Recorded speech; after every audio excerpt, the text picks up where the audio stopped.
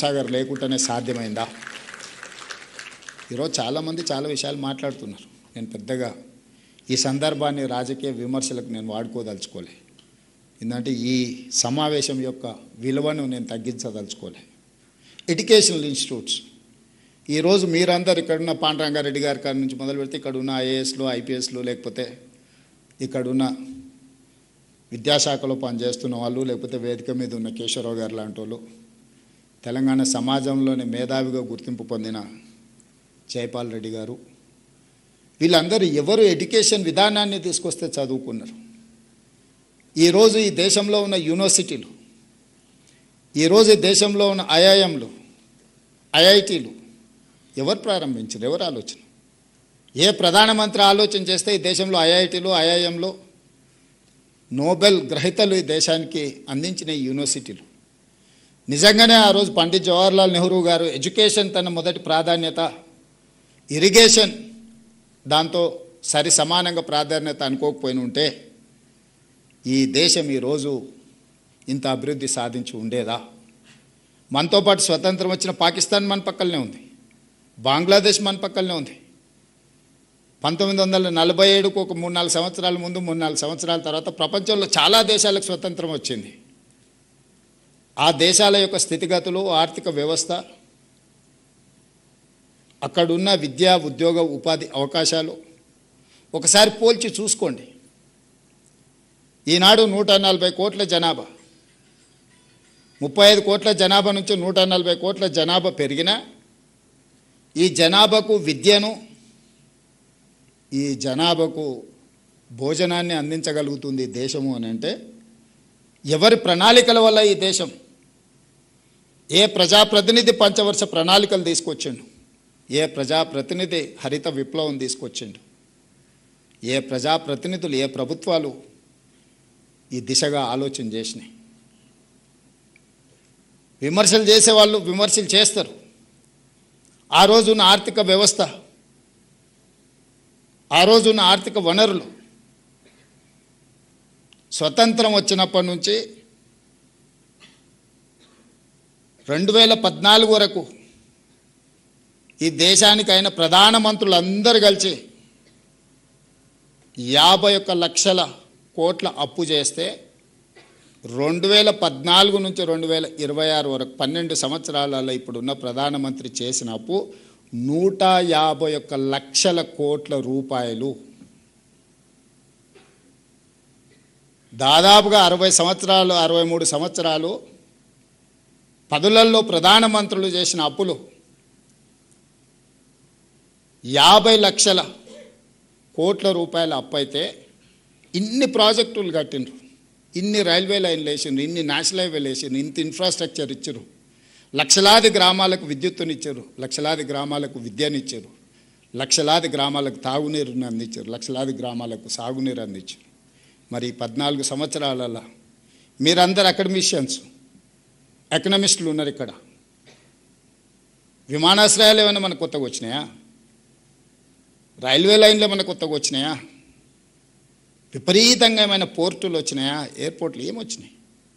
కానీ ఈ 12 సంవత్సరాలల్లో ఈ దేశం నిన్నగాక మన పార్లమెంట్లో సమాధానం ఇచ్చినప్పుడు ఈరోజు దేశం యొక్క అప్పు 201 లక్ష కోట్ల రూపాయల అప్పు ఈరోజు ప్రత్యక్షంగా ఈ దేశం మీద ఉన్నది. ఎట్లయితే 8,11,000 కోట్ల రూపాయల అప్పు తెలంగాణ మీద ఉన్నదో భారతదేశం మీద 201 లక్ష కోట్ల రూపాయల అప్పు ఉన్నది. మరి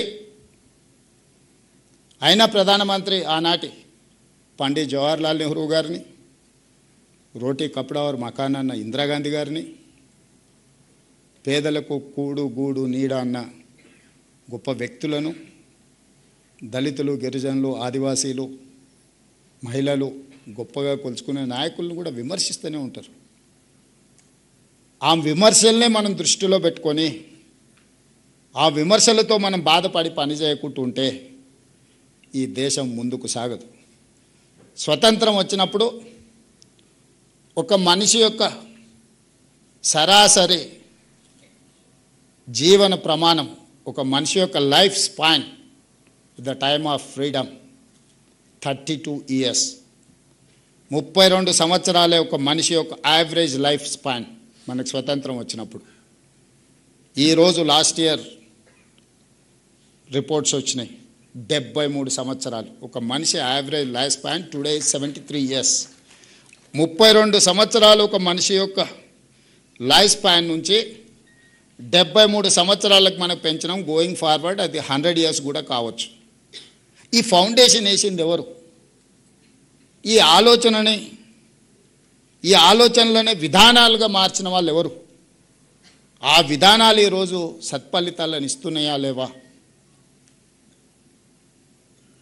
చిన్న చిన్న సంఘటనలను చూపించి గొప్ప గొప్ప విజయాలుగా మాట్లాడుకుంటే, ఆనాడు జరిగిన యుద్ధంలో చైనాను ఓడించి, ఆనాడు జరిగిన యుద్ధంలో పాకిస్తాన్ ఓడించి, పాకిస్తాను కలిసి ఉంటే ఈ దేశ మనుగడకు ప్రమాదంగా మారుతుందంటే పాకిస్తాన్ని చీల్చి 2 దేశాలుగా, బంగ్లాదేశ్గా పాకిస్తాన్గా చీల్చి ఆ దేశాన్ని అన్ని రకాలుగా బలహీనపరిచి భారతదేశ సార్వభౌమాధికారాన్ని నిలబెట్టిన ప్రధానమంత్రి ఎవరు మీకు తెలీదా? నేను చెప్పాలా? అలాంటి గొప్ప వ్యక్తులను కూడా ఈరోజు విమర్శిస్తారు. దాని గురించి మనమేం పెద్దగా ఆలోచన చేయాల్సిన పని లేదు. కాలక్రమేణా ఆహార సమస్య తీరింది, విద్యా సమస్య తీరింది. ఈరోజు మీరందరూ తండాలలో, గూడాలలో, మారుమూల పల్లెల్లో చాలామంది మీరు సింగిల్ టీచర్స్ ఉన్నారు.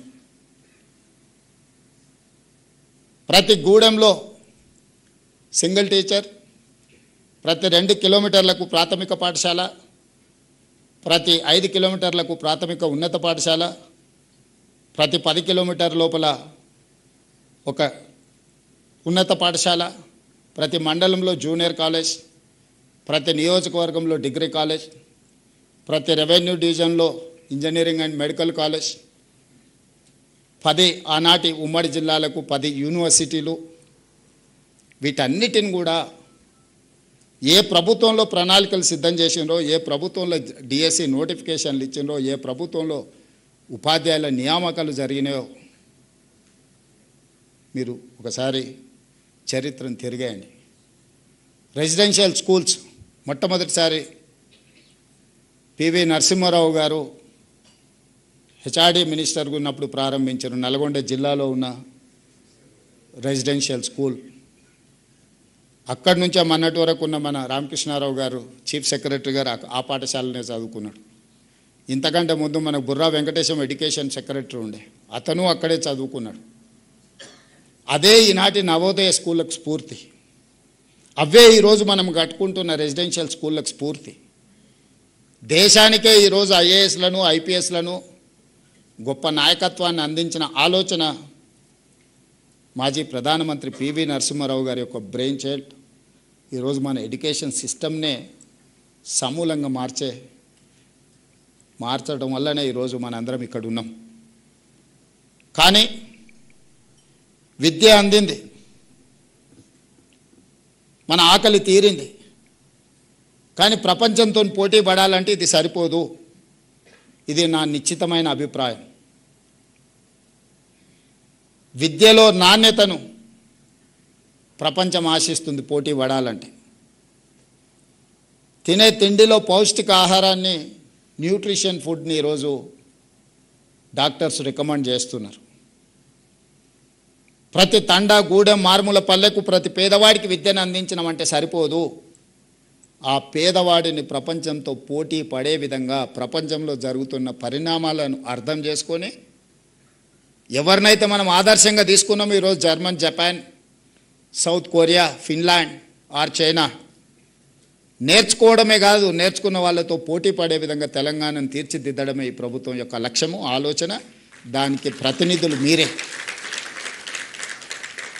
ఆనాడు పండిత్ జవహర్లాల్ నెహ్రూ గారు ఆలోచన చేసినా దాన్ని అమలు చేసింది మీలాంటి ఉపాధ్యాయులు, లేకపోతే మీలాంటి ఇంజనీర్లు. ఈరోజు నేను ఏదైనా ఆలోచన చేసినా, నేను కేశవరావు గారు తెలంగాణ సమాజం పట్ల సంపూర్ణమైన అవగాహన నుండి మేధావులు అని చెప్పగలిగిన వాళ్ళు నా దృష్టిలో ఇద్దరే. ఒకటి జయపాల్ రెడ్డి గారు, 2 కేశవరావు గారు. నాకు పరిచయం ఉన్న దాంట్లో. నాకు పరిచయం లేని వాళ్ళు మేధావులు